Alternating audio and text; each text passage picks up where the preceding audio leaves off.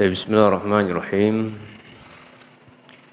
Assalamualaikum warahmatullahi wabarakatuh.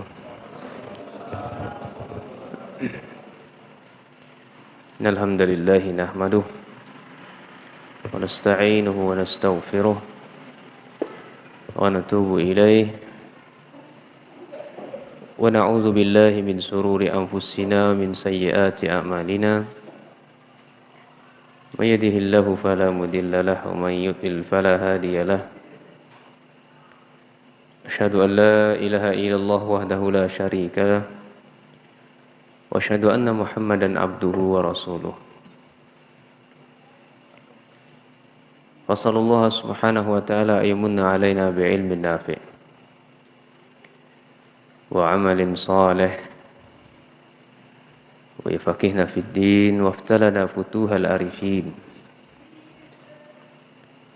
wa yarzuqna al-ikhlasa fil aqwali wal a'mali. Allahumma amin. Hadirin Bapak Ibu sekalian, jemaah yang saya muliakan ya Allah Subhanahu wa taala. Alhamdulillah bi taufiqillah Subhanahu wa taala. Malam hari ini kita lanjutkan bedah kitab, ini cara menggunakan senjata. Dan kita masih di pertemuan yang keempat ini membahas pengantar dari ilmu dakwah. Belum masuk senjatanya. Jadi dalam kitab ini ada 3 poin: pengantar ilmu dakwah, kemudian senjatanya, kemudian cara menggunakan senjata. Di poin yang ketujuh adalah kita akan bahas ini definisi dakwah ilallah. Kalau kita baca literatur dari kitab-kitab para ulama yang kaitannya dengan dakwah ilallah, ini mereka beraneka ragam mendefinisikannya. Sepanjang literatur mereka dalam mempelajari ilmu Allah ini bersama guru-guru mereka.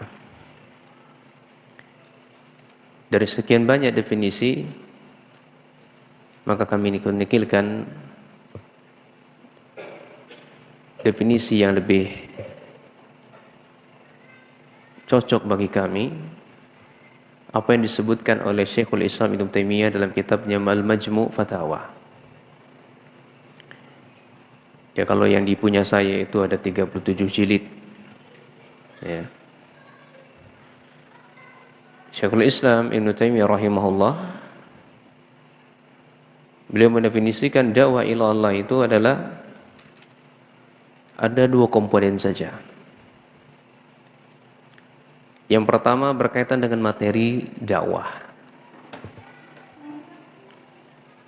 Maka seorang dai ilallah ketika mendakwakannya dia harus menguasai. Iya. Dan kita tidaklah bisa menguasai hal tersebut kecuali memiliki pondasi. Ya, pondasinya adalah bil lughatil arabiyyah. Iya. Jadi pahami dulu materi yang dakwah yang ingin kita sampaikan. Tentu yang disampaikan kita pilih mana yang lebih prioritas.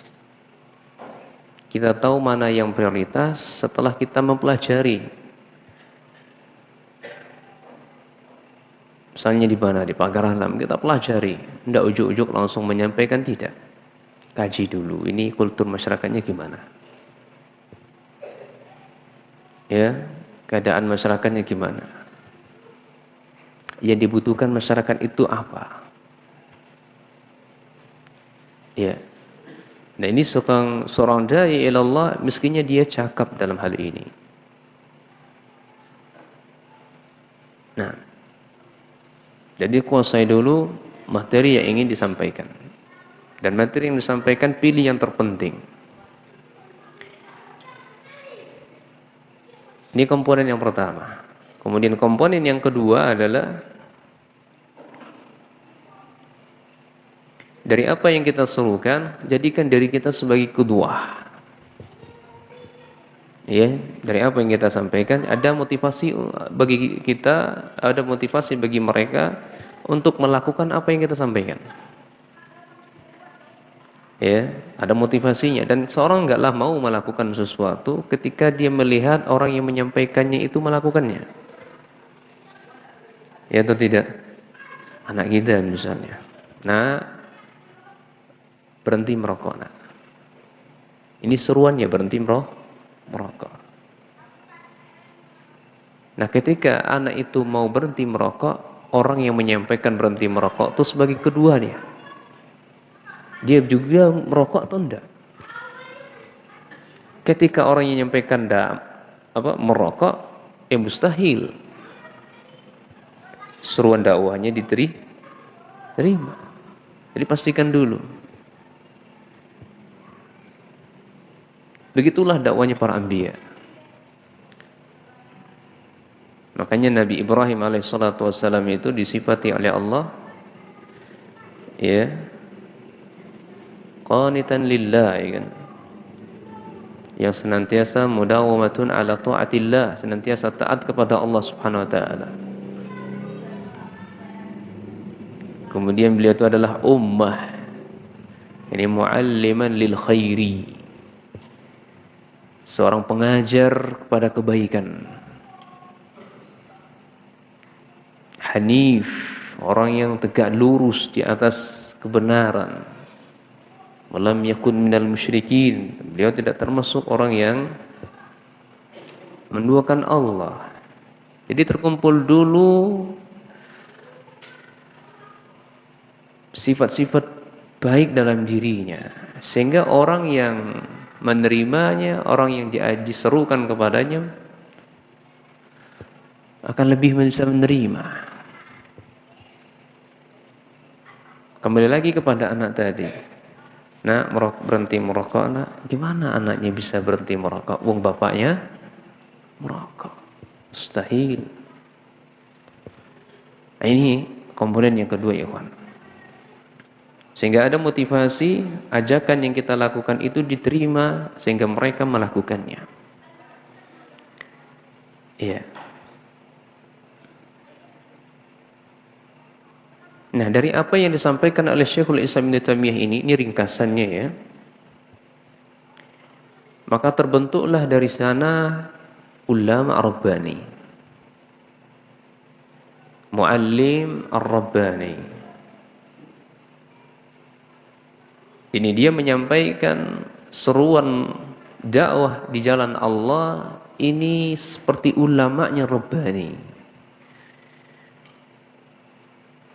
Apa itu ulama rabbani? Dijelaskan oleh para Imam Bukhari ya di dalam sahihnya ketika menafsirkan ayat walakin kunu rabbaniyin bima kuntum tuallimunal kitab wa bima kuntum tadrusun.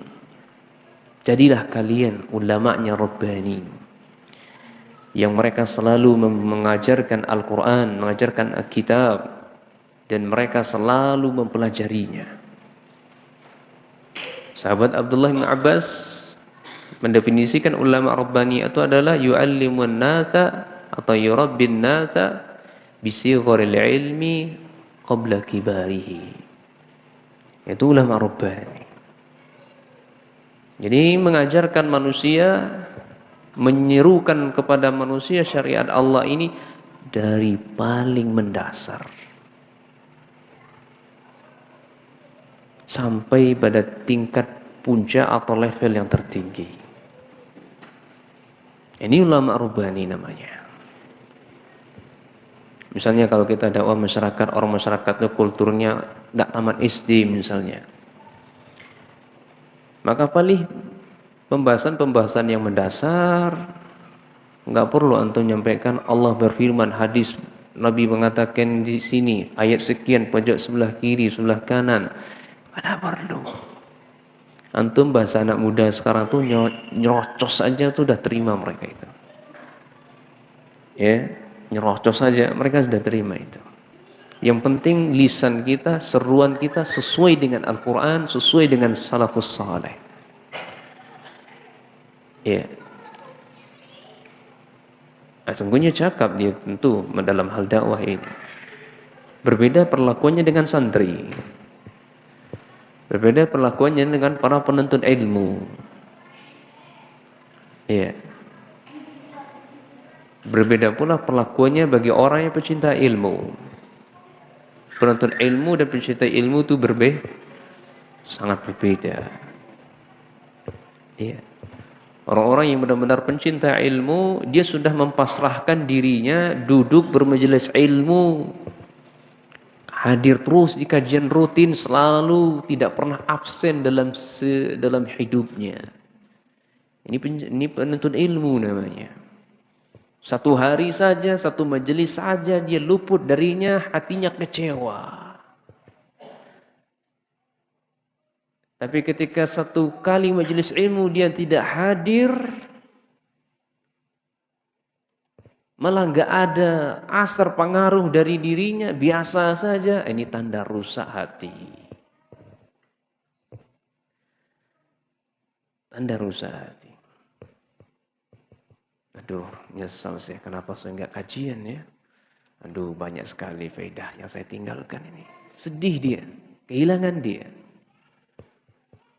Aturnya saya harus lebih awal datangnya.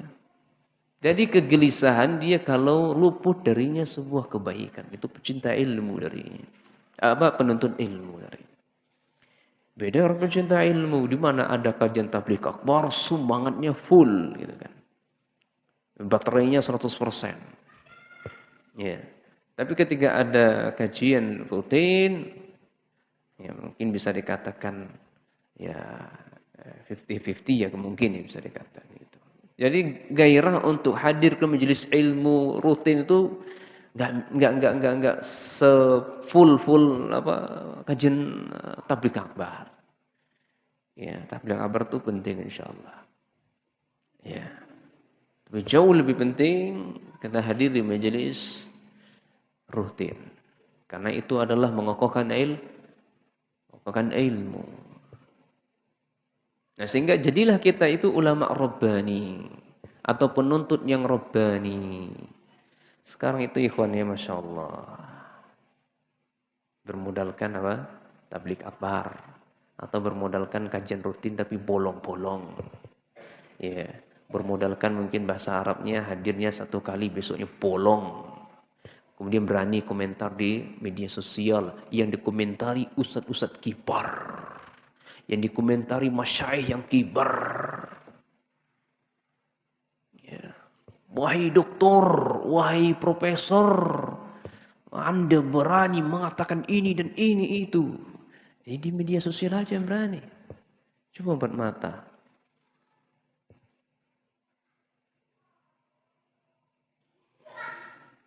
Kalau belajar tafsir aja, Al-Fatihah aja mungkin ulangnya berapa kali. Jangankan Al-Fatihah, Bismillah saja. Na'udzubillahi minasyaitonir. Kan na'udzubillah. Nah, itu aja enggak lurus, Mas. Lurusi dulu lidahnya itu, Mas. Itu ada wilayahnya, Mas. Itu bukan wilayah antum. Itu bukan wewenangan antum. Bukan kapasitas antum.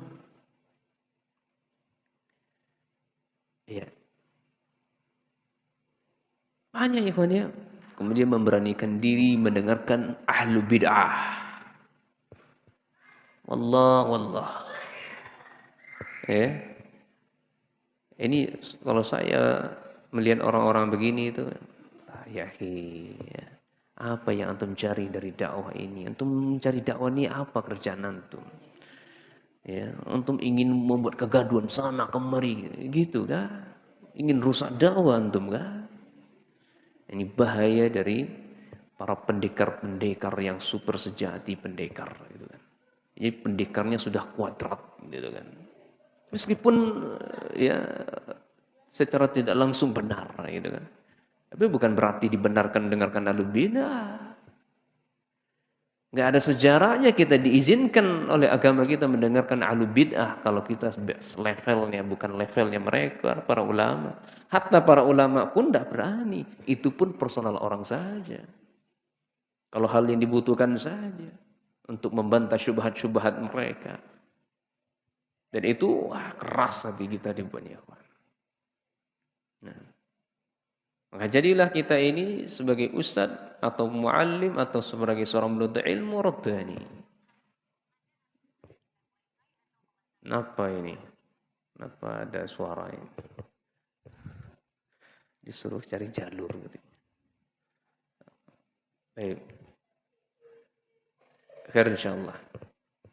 Jadi ulama rabbani itu ikhwan maka mempelajari ya kitab-kitab dasar, mulai dari kitab tauhid ya. Tauhid itu terbagi uluhiyah atau asma wa sifat. Untuk belajar kitab tauhid uluhiyah mungkin al-wajibat atau usul salasah, kemudian qawaidul arba. Ini tangganya, antum harus lewati tangga 1, tangga 2, tangga 3. Jangan langsung tingkat tangga 10. Ya. Tidak akan sampai antum gagal nantinya. Lewati dulu al-wajibat atau usul salasah. Kemudian lanjut berikutnya qawaidul arba. Jangan satu pun majelis yang kosong.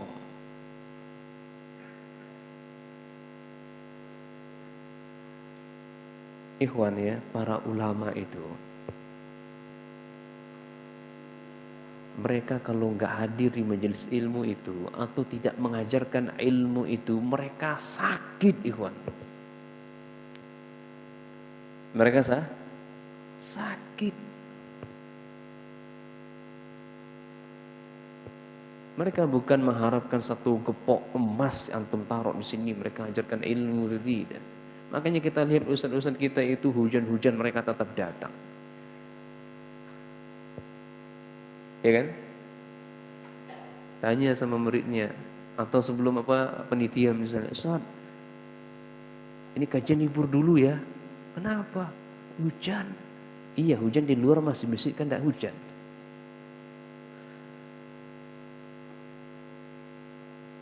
Iya kan? Jadi mencari celah bagaimana caranya libur belajar. Alhamdulillah hujan, enggak belajar. Alhamdulillah mati lampu, libur ngajar. Libur ngaji. Kalau ini masuk dalam hati penuntut ilmu, wallah. Apa yang diharapkan, ikhwan? Makanya yang perlu diharapkan para pemuda-pemuda yang ada di hadapan kita ini, ikhwan. Dikisahkan bagaimana Sufyan Ats-Tsauri rahimahullah ta'ala.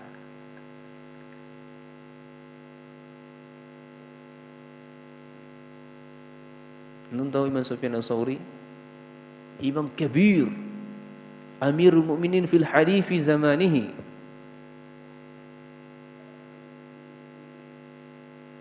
Maka para muridnya antusias, tidak ingin satu pun majelis Imam Sufyan Ats-Tsauri kosong.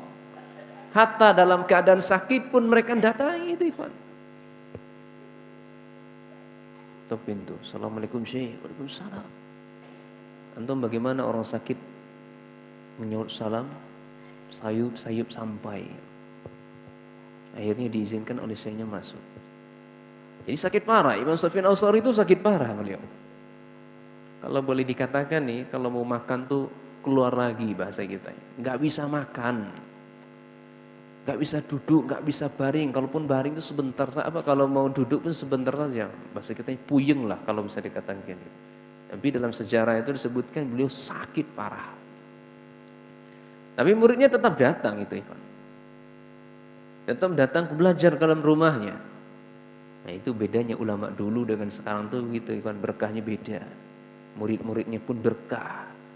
Karena mereka mengatakan ilmu yu'ta wa la ya'ti, itu mestinya begitu, ikhwan. Ilmu itu mestinya didatangi. Mana sumber ilmu kita datangi. Jangan kita mentang orang kaya, Ustaz, saya orang kaya, Kolong Merak nih. Ke rumah saya ya, tak gaji sekali ngajar 5 juta. Oh, semuanya diundang. Ya. Nanti kajian di hotel, makan enak, subhanallah. Ini rusak dakwah begini, kan. Nah kalau ustadznya mengiyakan, ini rusak ustadz seperti ini. Nggak ngerti dari medan dakwah. Bagi orang-orang kaya raya, konglomerat, ustadznya sudah distir. Ya. Kalau saya tegas saya katakan, siapa yang butuh saya, datangi saya gitu loh. Kalau ulama berpercaya seperti itu. Tapi kita kan bukan seorang ulama. Makanya kita lihat para ulama-ulama itu mereka sangat antusias. Kalau boleh nih, sampai ke WC pun mereka akan datangi ulama. Terus bertanya, mencatat, karena butuh mereka dengan ilmu. Kembali lagi pada Sufyan Ats-Tsauri tadi. Datang muridnya masuk belajar sambil mengelus dada dan tangan kiri atau tangan kanannya berusaha untuk menopang badannya agar bisa duduk dan berdiri. Akhirnya beliau ngambil kapur dan papan tulis. Di rumah ikhwan, mestinya seorang muallim itu, pengajar itu di rumahnya sediaan papan tulis tuh.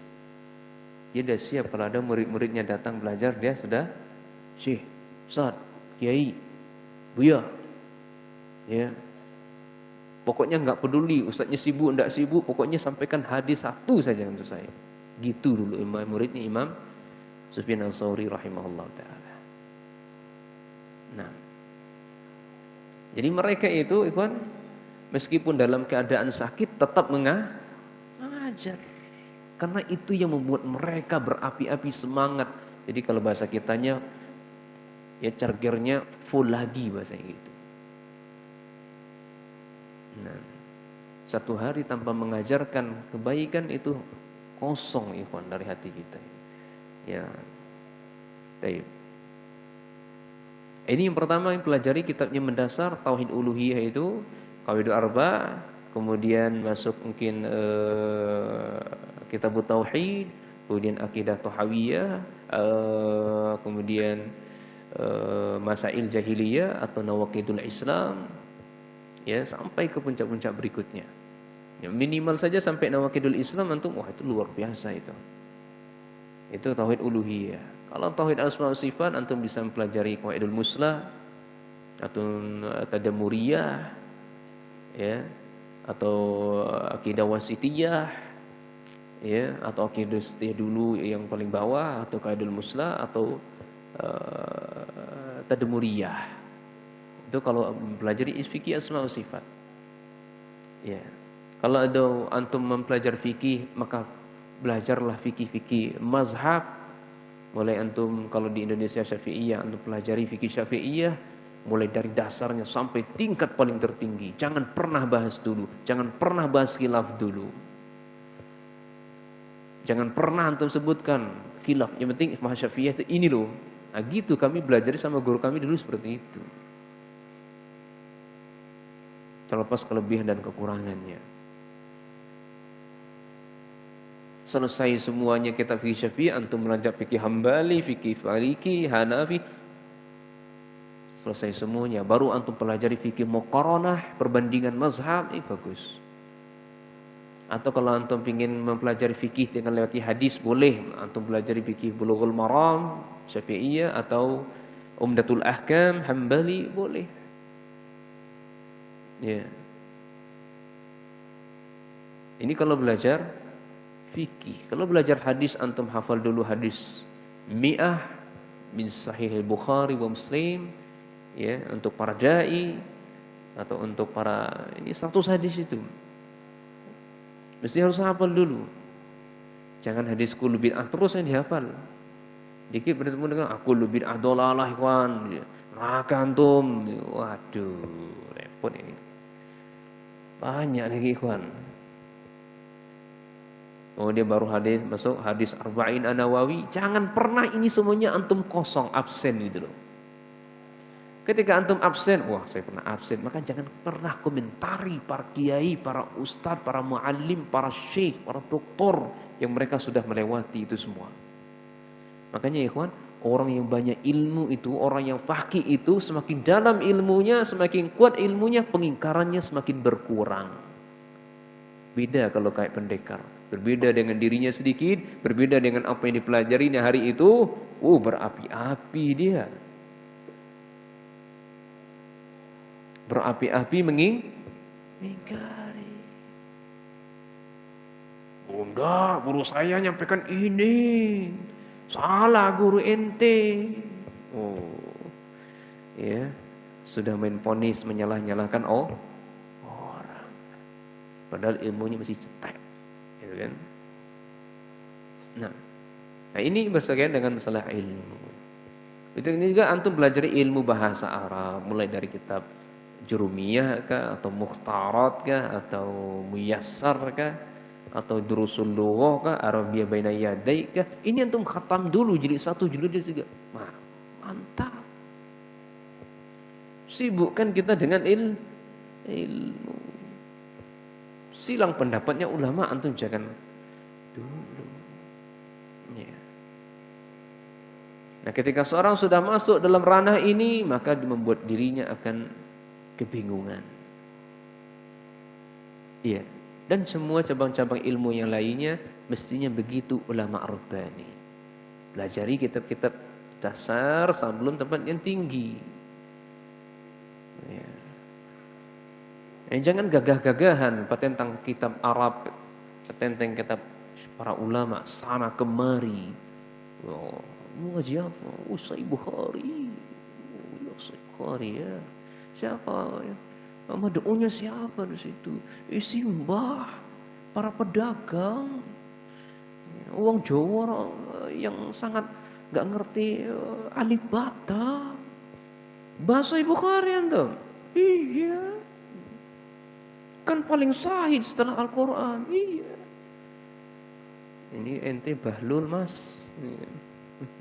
Guru mana yang ente contoh nih, Mas?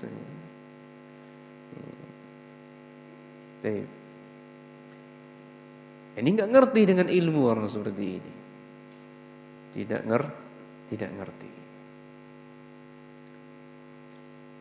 Makanya ada faedah yang besar yang dibawakan oleh Syekhul Islam Ibnu Taimiyah terkait dengan ulama Rabbani. Apa yang dikatakan oleh Syekhul Islam Ibnu Taimiyah?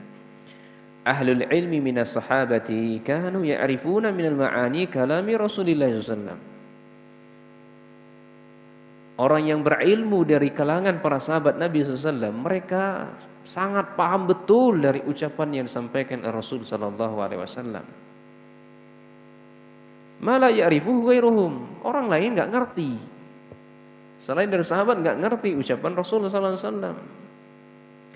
Wa ulai hum rasikhuna fi ilmi. Mereka para sahabat orang-orang yang rasih, yang kuat. Ya, dalam masalah ilmu. Adapun kita enggak kuat, ikhwan. Sudah dijelasin sama ustaz kita masih aja enggak mudeng. Ya. Apalagi ucapan Rasul yang dikenal jawami'ul kalim. Kalimatnya singkat, padat tapi maknanya luas. Sekali saja Rasul bicara, sahabat langsung ngerti. Enggak perlu syarah. Kalau kita sudah syarah disyarah lagi, ada lagi syarah-syarahnya gitu. Sudah kuadrat syarah, sudah kuadrat penjelasan. Baik. Nah, inilah bedanya para ulama Rabbani di kalangan sahabat, mereka orang-orang yang kuat ilmu mereka. Nah,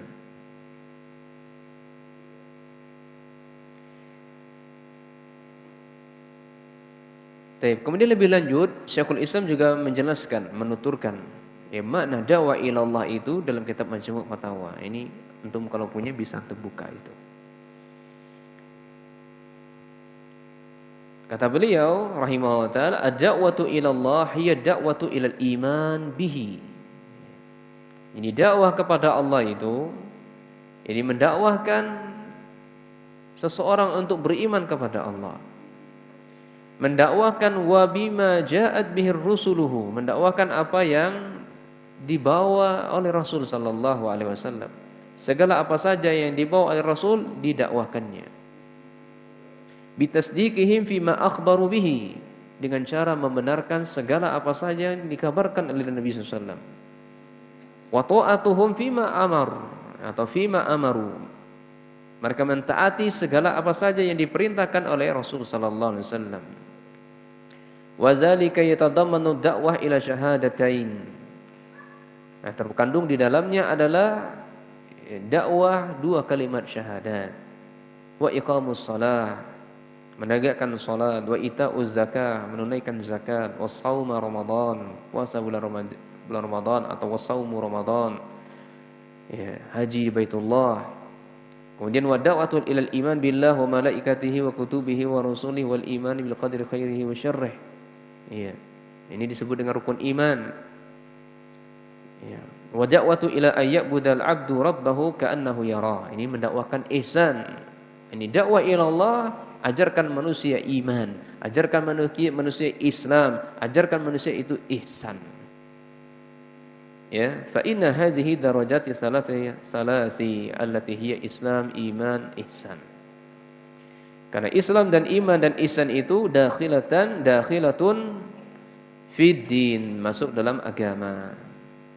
Sebagaimana dalam hadis yang sahih, hadis Jibril, hadza Jibril ya, atakum yu'allimakum dinakum atau dinukum ya. Inilah Jibril yang datang kepada kalian yang telah mengajarkan agama kalian. Ini dakwah ilallah menurut Syekhul Islam Ibnu Taimiyah. Ajarkan Islam, ajarkan iman, ajarkan ihsan kepada mereka sebagaimana diajarkan oleh Nabi Jibril ya kepada para sahabat Nabi sallallahu alaihi wasallam dengan menggunakan pertanyaan. Baik, ini ikhwan pengertian dakwah ilallah. Kemudian poin yang ke-8 yang kita pelajari adalah hukum dakwah ilallah dan dalilnya. Apa hukumnya? Hukumnya adalah ini adalah sebuah kewajiban yang syar'i. Kewajiban yang paling wajib. Ini termasuk kewajiban yang paling wajib. Ini bisa dibuktikan dengan dalil-dalil yang ada, terlalu banyak dalilnya. Baik dari Al-Qur'an maupun sunnah Nabi sallallahu alaihi wasallam. Dalil pertama adalah Quran surah Ali Imran ayat 104. Allah Subhanahu wa taala mengatakan wal takum minkum ummatun yad'una ilal khairi wa ya'muruna bil ma'ruf wa yanhauna 'anil munkar wa ulaika humul muflihun. Ya, mereka lah orang-orang yang mendapatkan keberuntungan. Siapakah mereka? Hendaknya mestinya ada sekelompok atau sebagian di antara kita atau semua di antara kita yang menyerukan kepada kebaikan, mengajak kepada hal yang ma'ruf, mencegah seseorang dari perbuatan kemungkaran. Iya. Maka berdasarkan ayat ini, maka hukum dakwah itu wajib. Karena dikatakan dalam firman-Nya ini wal takum minkum, ada lam amr di situ, perintah. Menunjukkan yufidul wujub. Kalau antum belajar usul fikih, ya, usul fikih sudah ada, qaidul fikih ya sudah di sini ya, sama Ustaz siapa? Syari ya, alhamdulillah. Nah, usul fikih lagi, usul fikih, usul tafsir, masya Allah. Nah, sirah nabawiyah, masya Allah, atau sirah para anbiya, masya Allah, bagus. Nah, kemudian dalil yang kedua, Quran surah Al-Baqarah ayat 159. Innal ladzina yaktumuna ma anzalna minal bayyinat wal huda min ba'di ma bayyanahu lin-nasi fil kitab ulaika yal'anuhumullah wa yal'anuhumul la'inun. Masyaallah ya. Allah melaknat orang-orang yang dan orang yang terlaknat pun ikut melaknat orang-orang yang. Siapakah mereka yang itu? Mereka yang menyembunyikan apa saja yang diturunkan oleh Allah berupa penjelasan, berupa kebenaran, berupa petunjuk, padahal sudah dijelaskan kepada manusia Al-Quran. Ya, kita terlaknat, teman. Kita mendapatkan laknat oleh Allah. Dan orang-orang yang dilaknat ikut pun melaknat orang yang terlaknat. Kapan itu semuanya? Ketika Allah jelaskan kepada kita. Kita sudah tahu kebenaran, kita sudah mendapatkan petunjuk. Kita mempelajari dari Al-Quran, tapi kita sembunyikan. Kita enggak mau mengajarkan. Makanya belajar itu ikhwan, ilmu itu ada zakatnya. Zakatul ilm, zakatnya ilmu adalah diajarkan. Antum ajari anak antum, ajari istri antum, ajari keponakan. Wa anzir ashirataka al-aqrabin, itu disebutkan oleh Allah, keluarga dekat kita yang perlu diberi peringatan dulu. Nah, sibukkan diri kita dengan keluarga kita dulu. Orang lain nanti, kalaupun mampu digabung keduanya, ahsan dan afdol.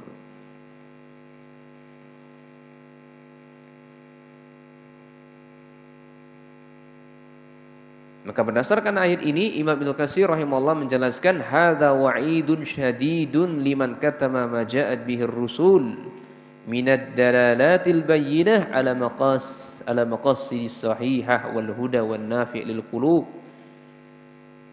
Jadi ayat ini ancaman yang sangat keras terhadap orang-orang yang menyembunyikan ilmu.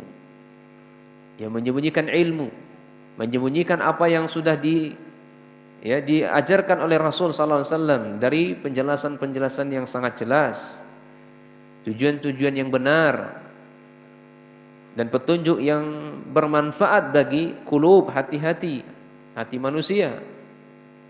Min ba'di ma bayyanahu Allah taala li ibadihi fi kutubihi, setelah Allah Subhanahu wa taala menjelaskan kepada hambanya di dalam kitab-kitabnya yang Allah Subhanahu wa taala turunkan kepada rasulnya.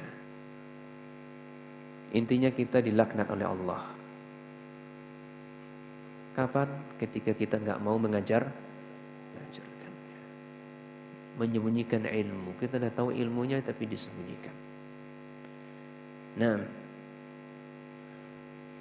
padahal kita tahu ikhwan bagaimana mulianya orang mengajarkan ilmu itu, enggak perlu dibahas di sini. Ahlus samawati wal ard yusalluna atau yaghfiruna ala man talaba al-ilm, kama qala Nabi sallallahu alaihi wasallam, hatta al-hitan fil jufil bahr atau fil bahr. Ya. Ikan-ikan yang ada di lautan, ribuan itu makhluk Allah. Puluhan itu malaikat Allah. Puluhan makhluk Allah yang ada di dunia ini bersalawat untuk kita, mohonkan ampun untuk kita. Maka apalagi motivasi yang lebih besar kecuali ini ikhwan untuk mengajarkan ilmu ini. Nah, baik. Kemudian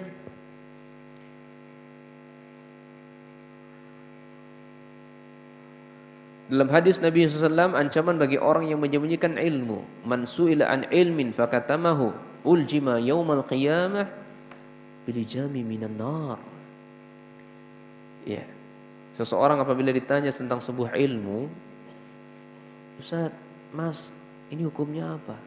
Dia tahu, tapi dia enggak menyampaikannya, dia sembunyikannya. Maka tunggulah pada hari kiamat nanti.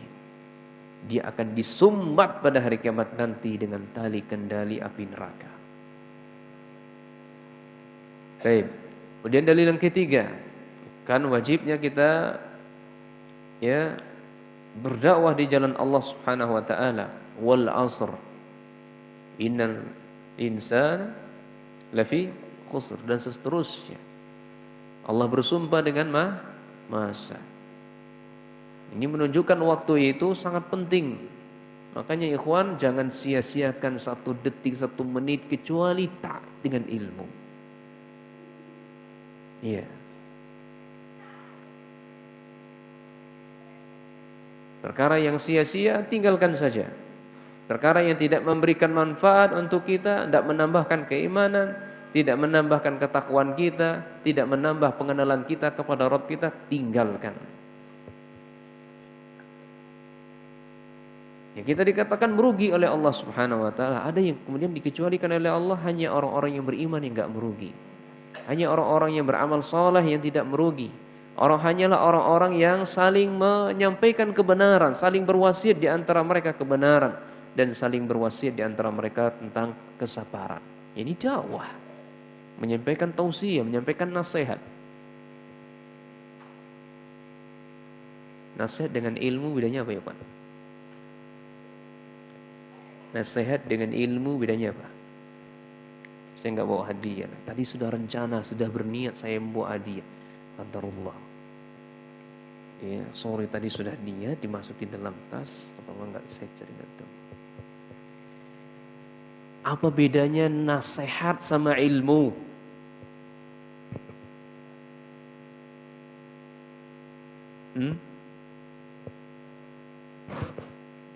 Ya kan saling memberikan nasihat, saling memberi wasiat. Menasihati kan? Apa bedanya? Nasihat dengan ilmu bedanya? Siapa yang tahu? Ada yang mau menanggung umroh di sini? Ustaz, saya menanggung umroh Ustaz, bagi yang mampu jawabnya. Masya Allah, Alhamdulillah. Sesuatu yang mustahil diadakan ya Pak. Allah jabai nanti insya Allah. Amin. Nah, apa beda nasihat dengan ilmu? Saya pun juga masih mikir nih Pak. Ya.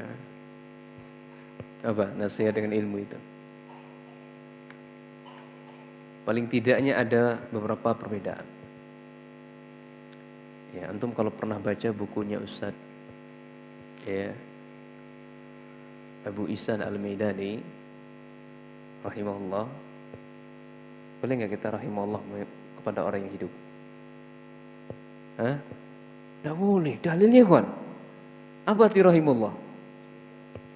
Semoga Allah boleh saya kata, semoga Allah merahmati antum. Hah? Boleh atau tidak? Boleh. Ya, beliau memiliki kitab apa? Ensiklopedia Akhlak Salaf kalau nggak salah. Oh, itu dalam itu ya. Kitabnya sangat dalam itu. Saya pun juga belum memiliki. Iya. Jadi ini saya termotivasi ketika kita saling berziarah ya di antara ustaz-ustaz yang ada di Sumbar waktu itu. Dia menyarankan baca buku ini kata beliau. Iya, pelajari tentang ya akhlak-akhlaknya para ulama salaf. Di situ ternyata ikhwan didapati secara tersiratnya nasihat dengan ilmu itu beda. Pertama, ilmu itu enggak sembarangan kita ambil.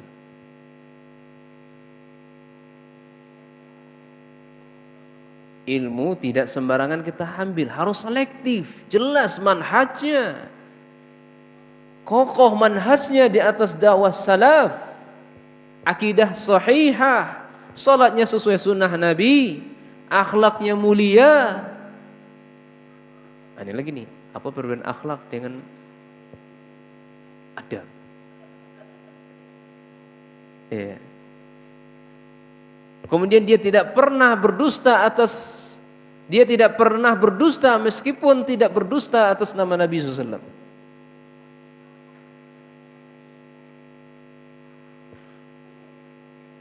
Ini syarat seorang harus mesti diambil ilmunya. Kalau sudah berdusta, saya coret itu, nggak boleh lagi. Meskipun itu dai salaf, dia ngakunya dai salaf, coret. Contoh dia berdusta tidak atas Nabi SAW adalah, saya mendengar Syekh Fulan menyampaikan ini dan itu. Padahal tidak pernah menyampaikan sama sekali. Saya pernah belajar di Mahat Fulan. Padahal dia tidak pernah belajar sama sekali. Saya alumni itu, alumni ini. Padahal dia tidak pernah dikatakan alumni. Ini namanya dusta. Antum kalau mempelajari ilmu mustalahul hadis atau mempelajari rijalul hadis tentang kondisi seorang rawi, hadisnya sahih atau tidak, layak dijadikan hujjah atau tidak, maka satu-satu rawi itu dipelajari itu. Kalau ada satu cacat, hadisnya coret, tidak sah, dhaif. An fulan. Fulan ini siapa? Oh ini. Dia meriwayatkan dari fulan ini, pernah ketemu dengan ini. Oh, enggak pernah ketemu, bohong. Telah menyampaikan dari saya ya telah menceritakan kepada saya fulan. Padahal dia nggak sezaman. Lahirnya pun beda. Dia sudah mati. Yang menyampaikan ini baru muncul, baru lahir. Loh, kapan dia menyampaikan? Bohong. Tertolak hadisnya toh. Meskipun tak berdusta atas nama Nabi SAW. Jadi ketat ikhwan belajar ilmu. Itu tadi. Ilmu itu tidak sembarangan kita ambil. Tapi kalau nasihat dari siapapun, nasihat wajib kita terima. Meskipun kadang-kadang kita nggak mau mengamalkannya. Antum berapa kali disihati oleh istri antum? Iya kan? Kita kan dengar aja tuh kan, istri kita nyerocos dengan kamu ini, iya kan? Pernah kita katakan, tahu apa kamu, Dek? Pernah belajar bahasa Arab, belajar fikih, hadisnya mana? Duduk sama ustaz siapa kamu, Dek? Lulusan dari mana kamu, Dek? Pernah kita gitu kan? Hatta kita minta nasihat kepada petani, wajib terima, ikhwan. Wajib kita terima. Baik.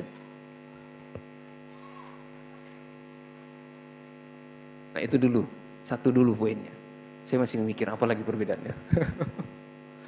Baik. Jadi kalau ilmu tidak sembarang kita ambil, tapi kalau nasihat dari siapapun kita ambil. Nah. Kemudian dalam hadis berikutnya, ikhwan, ada yang keempat akan wajibnya kita berdakwah. Suatu ketika qama Abu Bakar radhiyallahu anhu. Abu Bakar berdiri, ini berkhutbah beliau di atas mimbar dengan suara yang lantang. Fahamidallah wa asna alaih. Dia memuji Allah, ya, dan menyanjung Allah Subhanahu wa taala. Kemudian beliau mengatakan, Ayuhan nas, innakum taqra'una hadhil ayah. Ya ayyuhalladzina amanu 'alaikum anfusakum la yadurrukum man dhalla idza hadaitum. Ila akhir hadhil ayah. Ini khutbahnya Abu Bakar As-Siddiq. Wahai manusia, sesungguhnya kalian akan membaca ayat ini. Wahai orang-orang yang beriman, jagalah diri-diri kalian. Apabila kalian sudah mendapatkan petunjuk dari Allah Subhanahu wa taala, maka orang-orang yang sesat tidak ada yang mampu memudaratkan kalian.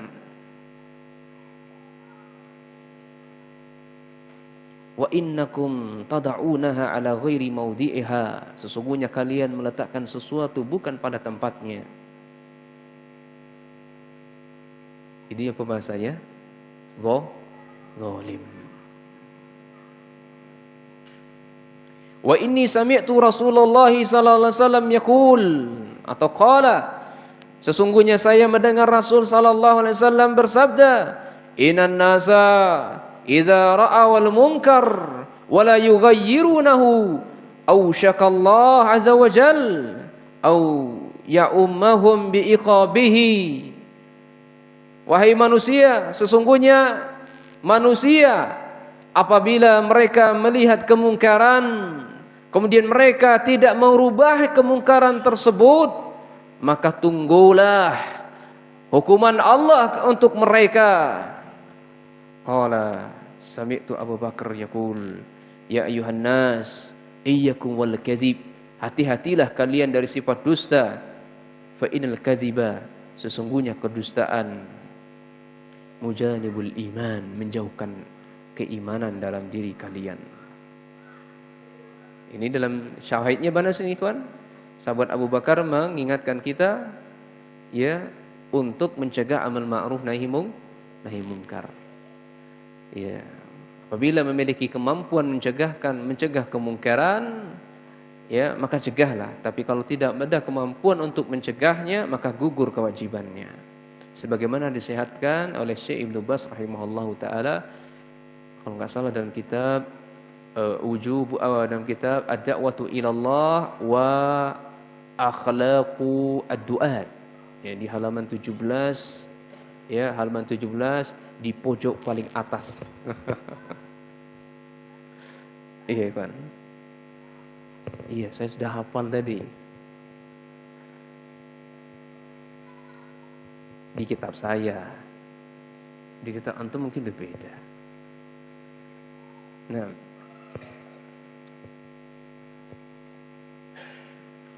baik, kemudian dalil yang berikutnya adalah Quran surah An-Nahl 125. Ud'u ila sabili rabbika bil hikmah wa mau'izah al-hasanah wajadilhum billati hiya ahsan. Ya, jadi serulah Rabb kita, serulah mereka ke jalan Rabb kita dengan cara yang hikmah, dengan metode yang bagus. Kalaupun mau berdebat dengan mereka, maka gunakanlah yang paling terbaik untuk mereka. Baik, ini dalil-dalil akan kewajiban untuk dakwah. Maka berdasarkan dalil-dalil yang di atas, maka poin yang ke-9 adalah apa hukum dakwahnya? Apakah fardu ain atau fardu kifayah? Maka secara ringkasnya adalah ikhwan, di sini para ulama silang pendapat, ada yang mengatakannya adalah fardu ain. Seperti Imam Ibnu Katsir rahimahullah ketika menjelaskan ayat tadi, wal takum minkum ummatun yad'una ila khair wa ya'murun dan seterusnya itu, ya, menghukumi dakwah itu adalah fardu ain. Dan pendapat ulama yang lainnya seperti Syekh Ibnu Baz rahimahullah dalam kitab yang saya sebutkan tadi, menghukumi dakwah itu fardu kifayah. Jadi kesimpulannya, pendapat yang paling kuat dari sekian banyak pendapat itu adalah, dari pertengahannya, kalau sebuah daerah, sebuah kota, atau sebuah desa, itu kalau sudah ada da'i salafiyin yang menyerukan dakwah sunnah ini, maka yang lainnya gugur. Tapi ketika enggak ada dakwah salafiyin, da'inya, maka fardu ain. Antum ke Lintang sana, enggak ada itu. Maka ketika saya enggak ke sana atau ustaz di sana, ya, karena saya sudah di sana, maka hukumnya fardu ain bagi saya. Ketika saya enggak datang ke sana, dosa saya. Makanya besok-besok kita enggak ngaji lagi. Ya, kita enggak usah ngaji lagi karena ustaz-ustaz ini sudah banyak. Ya kan? Kita libur saja. Maka ada Ustaz Darles, semoga Allah menjaga beliau. Ustaz Ari lagi, Sari Hidayat, Ari Firdaus. Ya, Ustaz Fakih, Ustaz, Masya Allah ada banyak. Jadi pun sempurna. Ya. Sudah sempurna. Ya, kita yang ilmu cetek ini ya cukup saja. Nah, itu penitia ya.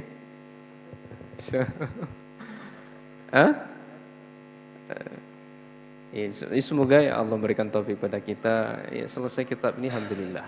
Ya. Adapun berikutnya wallahu alam kita tidak tahu. Karena sini sudah banyak, cukup insyaallah. Nah, jadi kesimpulannya itu, antum bisa lihat di mana letak perselisihan mereka, karena letak perselisihannya ada pada kalimat wal takum minkum, ada pada huruf min itu. Ada sebagian ulama yang mengatakan min dalam ayat ini min tab'idiyah atau min lil jinsi. Kalau min tab'idiyah itu sebagian. Ya, kalau sudah ada yang mendakwakan ya cukup, yang lain enggak usah. Nah, sini letak perselisihannya. Nah,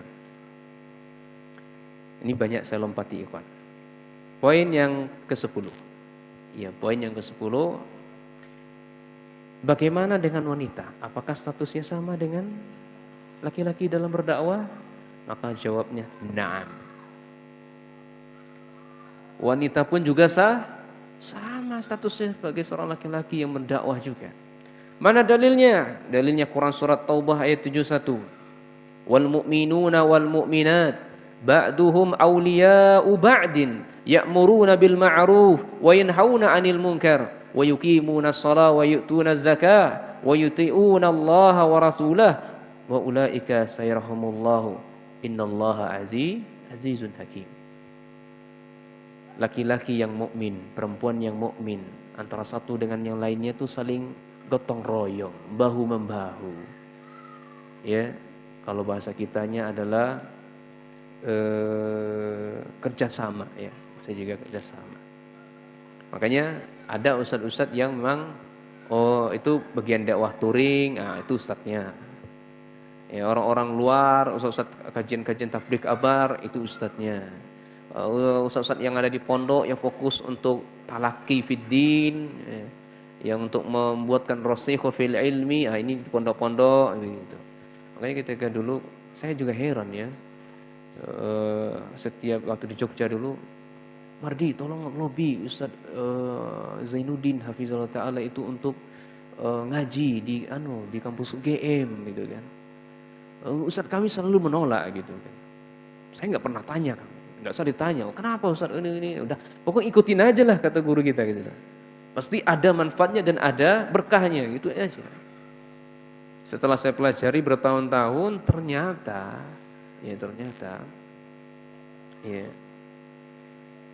beliau lebih mengedepankan untuk para penuntut ilmu karena itu lebih mengokohkan ilmu. Mardi, kalau saya dakwah di sana sebulan sekali. Terus saya ada jadwal tetap saya sama santri di sini. Terus saya tinggalkan jadwal rutin saya untuk mencari yang tidak tetap di sana. Berapa banyak faidah yang saya tinggalkan untuk penuntut ilmu, untuk santri-santri saya. Nah itu salah satu, itu lama itu ikhwan, bukan hari itu beliau jelaskan ke kami itu tidak. Kami selalu minta. Nah satu ketika memang ada diminta juga kan, dan itu yang minta ya karena murid beliau sendiri yang pernah di Al-Furqan, tempat Ustaz Abdul Rafiq, ya Ustaz Abu Hammam, semoga Allah menjaga beliau, ada yang ada di Borobudur sana, Magelang. Nah, itu satu kali beliau keluar dan di UGM pun juga satu beliau mengiyakan karena selalu didesak terus, ajak terus. Nah, maka saling kita bekerja sama ya. Saling kolaborasi lah antara dai satu dengan dai yang lainnya. Dai satu kelebihannya ini, kekurangannya ini. Ya. Nah, ala kulli hal. Ini saling kerja sama. Ya, ini yang banyak rusaknya dai-dai ini yang kena hasad itu bahaya itu. Ya. Maka bohong saya katakan, bohong kalau seseorang itu tidak pernah hasad. Setiap manusia pasti ada hasadnya. Setiap manusia. Cuman hasadnya orang soleh dengan orang hina itu beda ikhwan. Hasadnya orang soleh itu disembunyikan, tidak nampak. Yang justru dia mendoakan. Wah, kenapa kok saya hasad sama dia? Akhirnya apa? Doain dia. Semoga Allah rahmati dia, Allah berkahi dakwahnya, Allah bantu dakwahnya. Mestinya saya harus kerja sama dengan dia. Tapi kalau orang yang hina, besok bulan itu nggak boleh lagi ngaji di sini. Wah, kalau dia kaji Tuhan tuh jemaahnya ramai sekali. Tapi giliran saya ngaji satu cuma. Besok nggak boleh lagi. Ini kan saya pembinanya nih. Misalkan gitu. Tidak boleh ngaji lagi. Itu merusak itu. Misalnya gitu ada mulai hasad. Kalau orangnya hina. Tapi orang yang berilmu, orang yang terhormat, yang mulia, hasadnya nggak nampak. Nah, ini kita harus bekerja sama. Jadi antara mukmin, laki-laki yang mukmin, wanita mukminah, antara satu dengan yang lainnya itu adalah saling bantu membantu, saling tolong menolong dalam dakwah. Nah.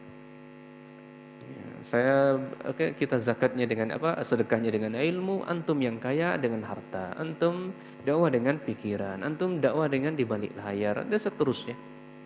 Nah, atau antum ingin dakwah sebagai penunjuk jalan. Ya, penunjuk jalan. Suatu ketika ikhwan, seorang datang kepada Nabi sallallahu alaihi wasallam, dia mengadu, "Ya Rasul, tunggangan saya, onta saya enggak bisa saya naki nih." Kata Rasulullah SAW, ya kalau gitu, ma'indi saya pun juga nggak ada. Nah gimana? Antum minta saya untuk ganti kendaraan antum, tunjuk saya juga enggak ada.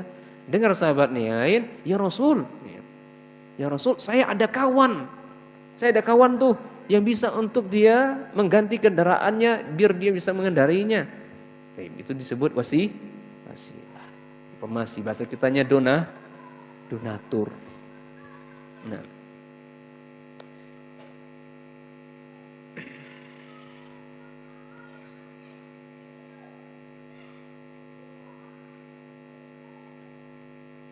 Baik ikhwan, ya sudah terlalu malam ya.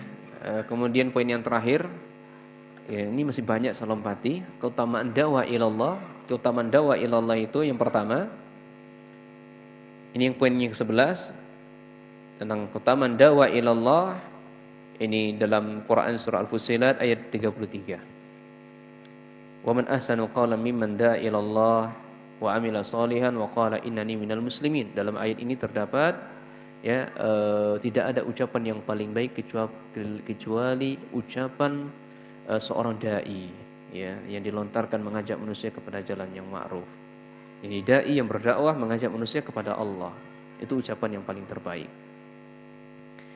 Nah, adapun tafsir ayat ini panjang ya, seperti Imam Ibnu Katsir jelaskan, ya yang dimaksud dengan ucapan yang paling terbaik itu adalah muazzin, ya, adalah muazzin, orang yang menandangkan azan. Nah, termasuk di situ adalah para nabi, adalah an-nabi sallallahu alaihi wasallam yang mendakwakan kalimat syahadatain.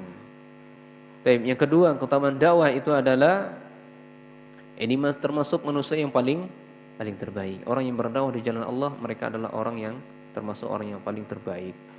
Ya, Allah berfirman, "Kuntum khaira ummatin ukhrijat linnas ta'muruna bil ma'ruf wa tanhauna 'anil munkar," seterusnya. Kemudian poin yang ketiga, faedah yang ketiga atau keutamaan yang ketiga adalah dan dia akan mendapatkan pahala tanpa mengurangi pahalanya. Ya, man dalla ala khairin falahu mislu ajri fa'ilih. Siapa yang menunjukkan sebuah kebaikan, ya maka dia mendapatkan pahala seperti orang yang melakukannya. Ya, karena man di situ adalah siapapun, kemudian kalimatnya khairin di situ sifatnya nakirah, umum, maka memberikan kebaikan bentuk apapun. Iya, siapapun yang melakukannya, kemudian kebaikan apa saja yang diberikan, maka dia akan mendapatkan pahala. Baik, sampai sini saja. Ya, subhanakallah bihamdika asyhadu an la ilaha anta astaghfiruka wa atubu ilaik. Ya. Assalamualaikum warahmatullahi taala wabarakatuh.